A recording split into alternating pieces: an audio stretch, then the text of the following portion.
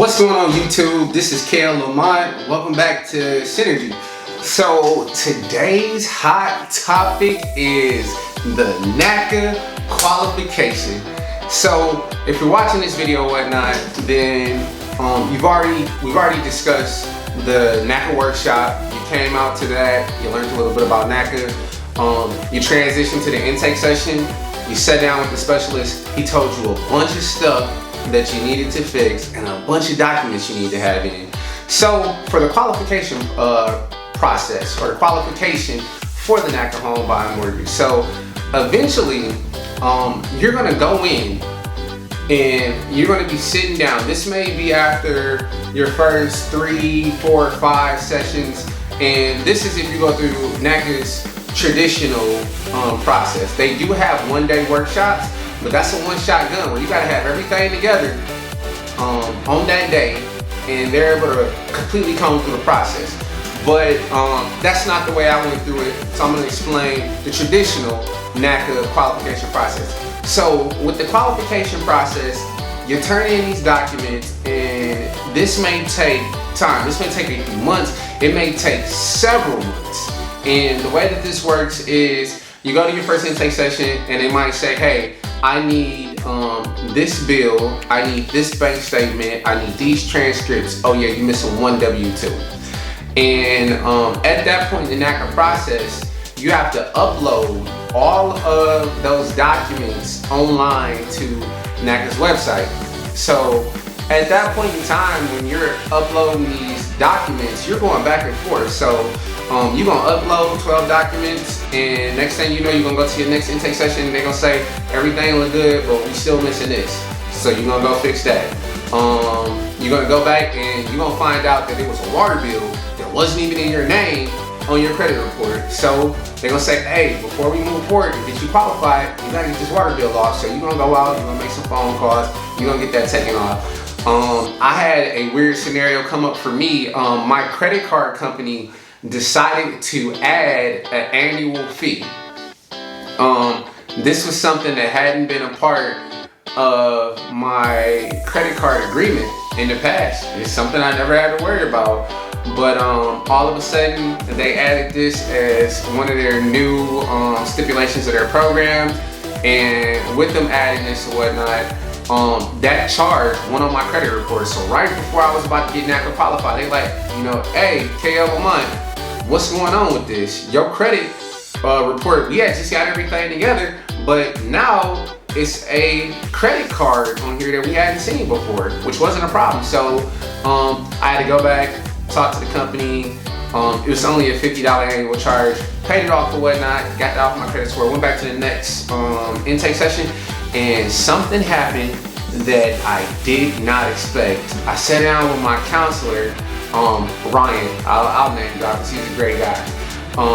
Sat down with Ryan, and keep in mind, we had been going through this process for a while, and he was like, you know what, Kyle?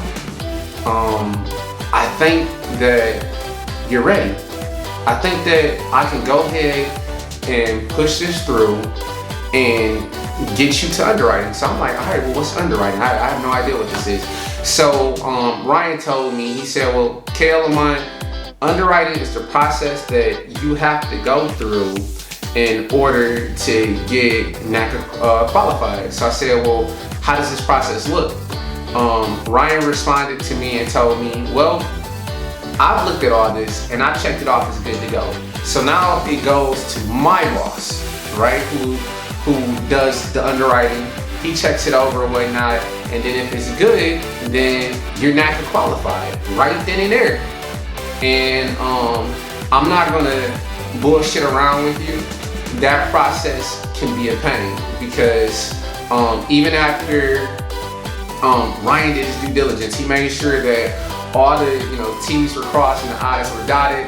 It went to underwriting, and then underwriting found something. They found something, and they were like, "Hey, this is something that we wanted, that we need corrected." So I had to go back, and I had to get some paperwork, change some things up, brought it back to Ryan. And keep in mind, like between these Naca intake sessions, they have a ton of people that they have to see. So if I can get something sent out on underwriting on September the 1st, and I might not be able to get another meeting until the second week of October. And you have to sit there, you have to grit your teeth, you have to grind, you have to be patient, but most of all, you have to stay focused on your goal.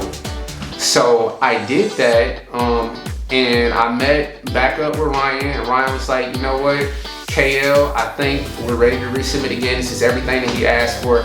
I don't think it'll be any more problems. So, we resubmitted my paperwork for underwriting, and next thing you know, NACA sets up an email account for you. It's not an email account. They set up a portal off of their website for you to receive different correspondence. You upload your documents here, but at the same time, it's a bar with all of the NACA steps, and they tell you where you're at in the process.